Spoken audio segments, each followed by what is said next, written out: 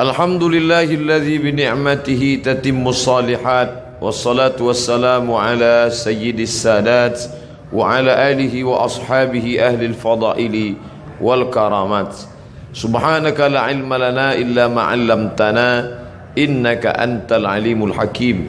Rabbi shrah li sadri wa yassir li amri wahlul 'uqdatam min lisani yafqahu qawli. Yang sama-sama kita hormati imam kita, kiai kita, khatib kita, tuan-tuan guru kita, hadirin hadirat yang dimuliakan Allah Subhanahu wa taala. Tak dapat saya sebut satu persatu, tapi semuanya yang berhadir ini insyaallah dimuliakan oleh Allah Subhanahu wa taala. Amin ya rabbal alamin.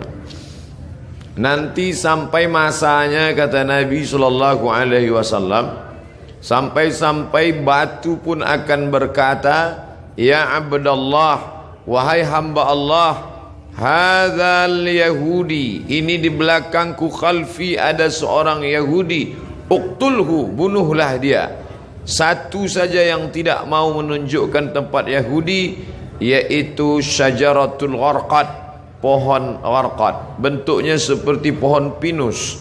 Alhamdulillah, ketika saya sampai di kota Rafah, ini Mesir, ini Palestina, lalu ada satu kota bernama Rafah dibagi dua, perjanjian damai antara Mesir dengan Israel, maka mereka ambil setengah dan diambil oleh Mesir setengah.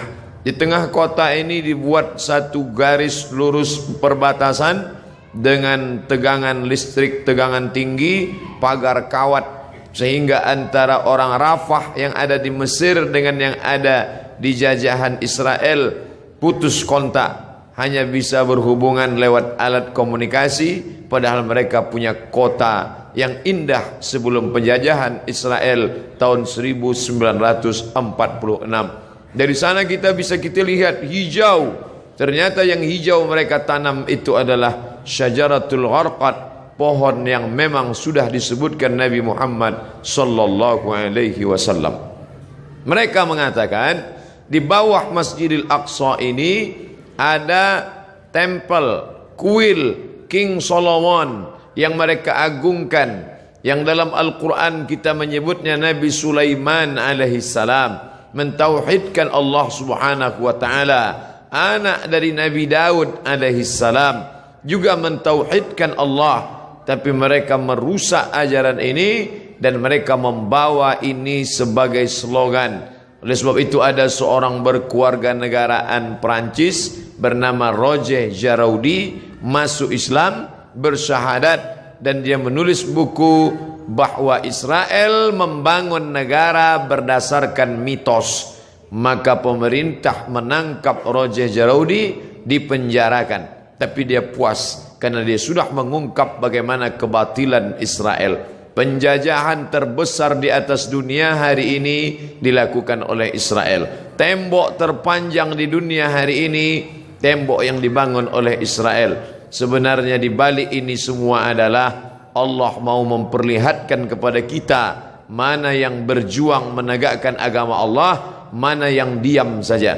Bagi Bapak Ibu warga Jakarta yang mampu untuk berjihad, tapi tentu bukan jihad fisik, karena Israel lebih kuat daripada kita.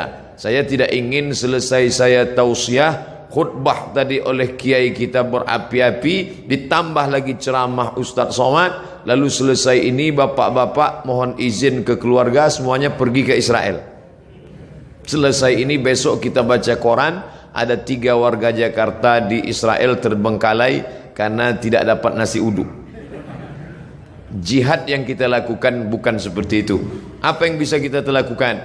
Man jahaza ghazian faqad ghaza. Siapa yang sanggup mempersiapkan hartanya, ada namanya Syam Organizer, ada namanya Sahabat Al-Aqsa, cari nomor rekeningnya, kirimkan.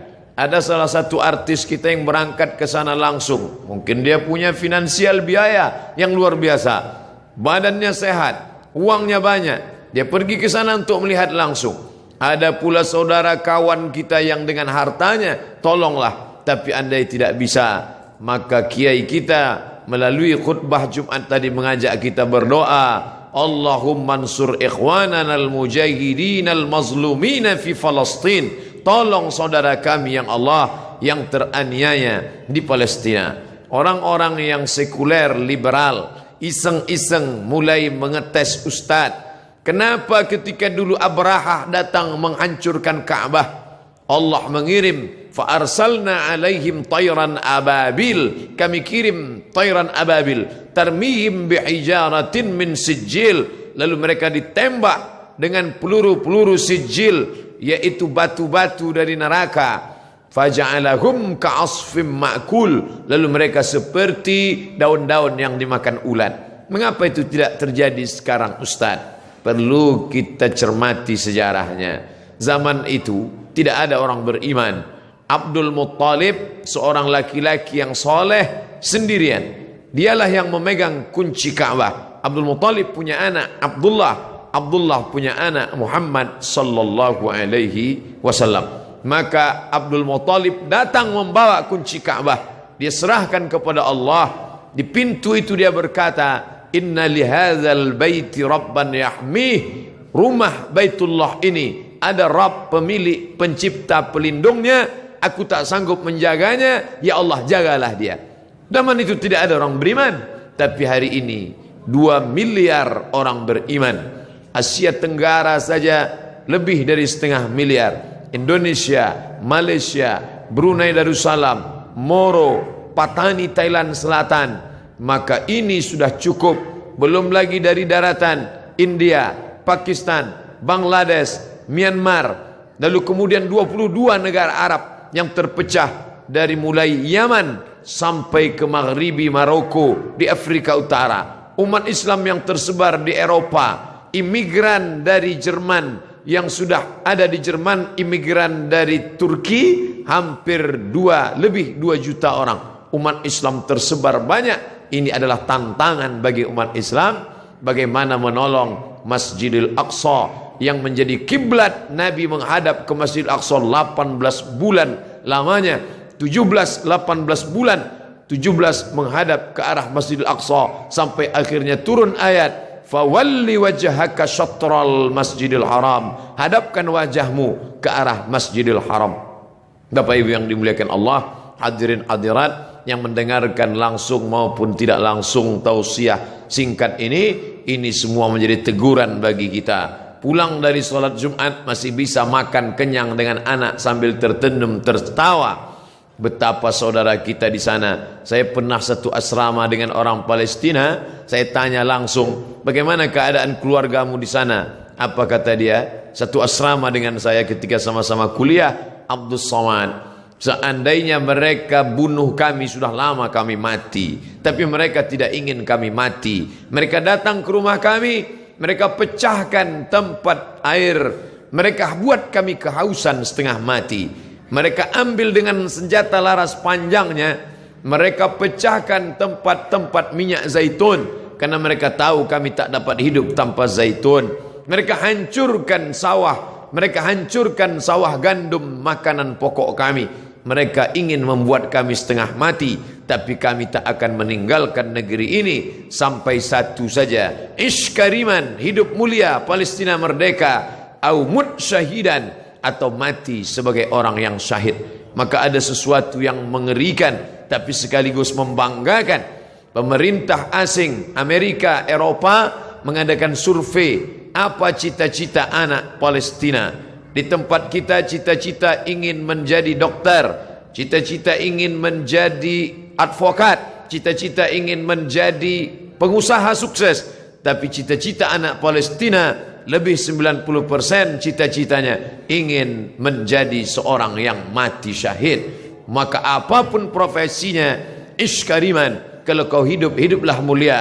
Au mut syahidan, kalau mati, maka mati syahid. Maka pemerintah Mesir lewat masyarakat muslimnya membuat slogan mempertahankan makanan produk Islam, tidak membeli produk-produk dari Israel yang sekian persennya dibelikan untuk peluru membunuh saudara-saudara kita. Uangnya uang kita, kita yang memakai, dari deterjen sampai sikat gigi, sampai tekstil, sampai alas kaki. Produk Amerika dan Eropa bekerja sama dengan lembaga Israel untuk membantai saudara-saudara kita. Alhamdulillah, di negeri yang kita cintai, Republik Indonesia, kita digalakkan untuk memakai produk sendiri, negeri asli sendiri, tidak ada kaitan dengan impor dan Israel. Maka kembalilah kepada produk-produk kita, karena sedikit banyak kita sudah menyumbang membeli peluru untuk menyobek jantung saudara kita. Ini bukan masalah nasionalisme. Orang yang berkata tidak ada hubungan kita dengan Palestina, itu murni hubungan konflik antara Palestina dengan Israel, maka dia tidak mengerti ajaran Islam. Kita baca Al-Quran, Subhanalladzi asra bi'abdihi laylan minal masjidil haram ilal masjidil aqsa. Kalau orang mengatakan itu Palestina tidak ada hubungan agama, maka Masjidil Aqsa terletak di Palestina. Kita beriman kepada Isa alaihi salam bukan sebagai anak Tuhan, tapi sebagai Rasul utusan Allah. Isa lahir di Palestina, besar di Palestina, diangkat dari Palestina. Kita beriman kepada Musa alaihi salam, ditulis namanya dalam Al-Quran. Musa lahir di Mesir dan berhijrah ke Palestina. Namanya 4 kali kita sebut. Kama sallaita ala Ibrahim wa ala ali Ibrahim, kama barakta ala Ibrahim wa ala ali Ibrahim. Ibrahim lahir dan besar di Babilonia, Irak, tapi kemudian dia hijrah ke Palestina. Nabi Ishak di Palestina, Nabi Ismail di Palestina, hijrah ke Makkah Al-Mukarramah. Nabi Musa hijrah ke Palestina, Nabi Isa lahir besar di Palestina, dan Muhammad sallallahu alaihi wasallam Isra Mi'raj ke Palestina, barulah naik ke Sidratul Muntaha. Maka hubungan kita bukan sebagai hubungan kemanusiaan, tapi hubungan yang lebih kuat. Asyhadu an la ilaha illallah wa asyhadu anna Muhammadan Rasulullah. Andai kau bukan seorang muslim, andai tak percaya kepada Muhammad, untuk menyaksikan kebiadaban Israel, cukuplah sebagai manusia, tak perlu menjadi seorang muslim untuk kasihan kepada Palestina. Tidak perlu menjadi seorang mukmin untuk peduli kepada Palestina. Cukup menjadi manusia yang berakal sehat, maka sudah cukup untuk membela Palestina sebagai manusia. Oleh sebab itu sekarang bergejolak orang-orang Eropa yang tidak bertuhan, ateis, tak percaya kepada Tuhan, tapi tetap membawa bendera Palestina. Maka aneh bin ajaib kalau ada orang Islam yang setiap hari berkata asyhadu an la ilaha illallah wa asyhadu anna Muhammadar Rasulullah, tapi tak tergerak hatinya melihat apa yang diderita oleh Palestina. Dulu kita tidak bisa melihatnya, tapi sekarang nyata. Twitter, BBM, WhatsApp, Instagram, sahabat-sahabat kita berkirim tentang video. Sampai hari ini saya tidak sampai hati untuk melihat penyiksaan tentara Israel terhadap anak-anak Palestina yang tak berdosa. 14 abad yang lalu Nabi kita berpesan, kalau kalian berperang, satajiduna rijalan fis sawami', kalau ketemu pendeta-pendeta di gereja, la ta'ridu lahum, jangan ganggu pendeta. La taqtulu sabiyan murdi'a, jangan bunuh anak kecil. Wala syaikhan faniya, jangan bunuh orang tua renta. La taqiranna syajaratan, jangan potong pokok kayu. Wala nakhlan, jangan potong pohon korma. La tahdimu buyutan, jangan hancurkan rumah. Sebelum kesepakatan Jenewa, aturan perang internasional, PBB, United Nation, Nabi 14 abad yang lalu sudah melarang jangan bunuh anak kecil, perempuan tua, renta, hamil, pendeta. Mereka bukan objek perang. Tapi Israel di tahun 2017, anak-anak tak berdosa, mereka pukul berdarah kepalanya. Tak sampai hati kita sampai hari ini melihat itu di video, di HP kita, dikirim sahabat kita lewat Instagram, mereka share lewat Facebook. Ada yang marah, berkecamuk dalam hatinya, tapi kita hanya memanjatkan doa. Ingat, ad-doa silahul mu'min. Anak-anak kita dudukkan sejenak, perhatikan. Mungkin kita perlihatkan di slide TV kita, kita perlihatkan, oh anakku kau sekarang senang, bisa indah makan, jalan-jalan ke mall, bisa menikmati indahnya udara segar. Tapi coba kau lihat saudaramu di Palestina. Cara mendidik anak-anak kita bukan sekedar bercerita, tapi melihat gambar yang bisa mencerita beribu kata. maka pikiran-pikiran negatifnya insyaallah akan hilang.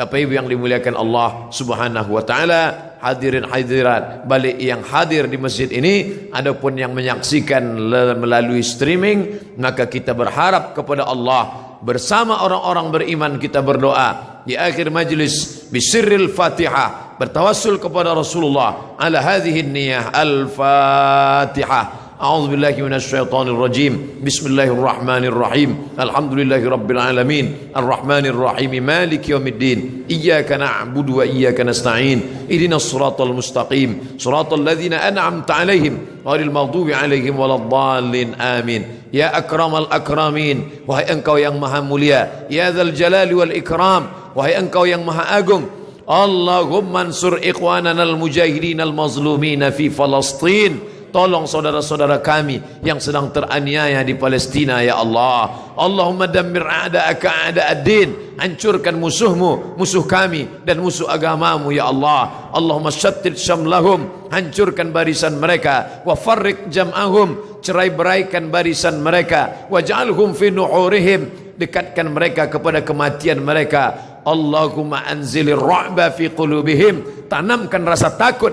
rasa cemas, rasa ngeri ke dalam hati mereka. Wa anzilil malaikatal muqarrabin al mudabbarin, turunkan malaikat-malaikat yang kau atur, ma'ajundin min junudika ya arhamar rahimin, bersama tentara-tentaramu di hadapan pasukan musuhmu ya Allah. Allahumma sabbit qulubana, kokohkan hati kami ala dinik, dalam agamamu, wa ala ta'atik, dalam ketaatan kepadamu.